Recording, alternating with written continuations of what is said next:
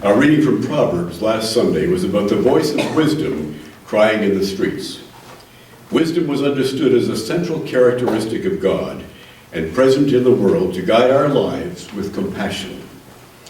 Today we continue in Proverbs, where we hear how our lives are transformed once we open to this deep wisdom of God. It becomes the true path of peace and contentment. Reading from Proverbs 3:13-18. Happy are those who find wisdom, and those who gain understanding, for her income is better than silver, and her revenue better than gold. She's more precious than jewels, and nothing you desire can compare with her. Long life is in her right hand, in her left hand are riches and honor. Her ways are ways of pleasantness, and all her paths are peace. She is a tree of life to those who lay hold of her. Those who hold her fast are called content. Now we turn to Mark's Gospel, where we encounter Jesus, considered by Mark to be God's wisdom incarnate. In this passage, Jesus rebukes conventional human wisdom in favor of a deeper, God-centered wisdom. The disciples are arguing amongst themselves about who is greater, a classic human obsession in a culture where honor or shame determine your worth.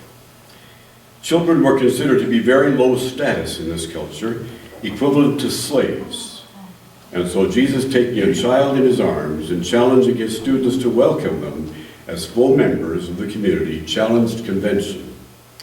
The wisdom at work in Jesus recognized the value of all life, a fundamental truth about the nature of the universe as we now understand it.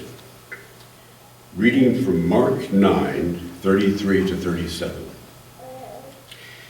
Then Jesus and the disciples came to Capernaum, and when he was in the house, he asked them, "What were you arguing about on the way?" But they were silent, for on the way they had argued with one another who was the greatest. Jesus sat down, called the 12, and said to them, "Whoever wants to be the first must be last of all and servant to all." Then he took a child and put the child among them, and taking the child in his arms, he said to them, "Whoever welcomes one such child in my name welcomes me.